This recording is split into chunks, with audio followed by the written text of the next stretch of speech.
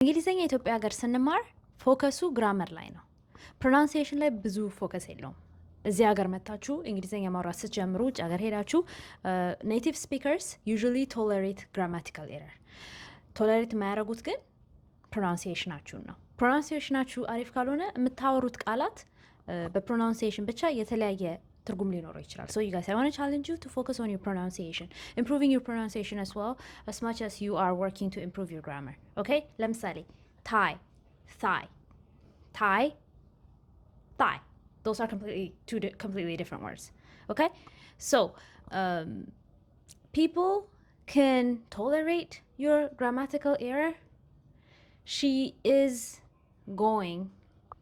She is gone. She went.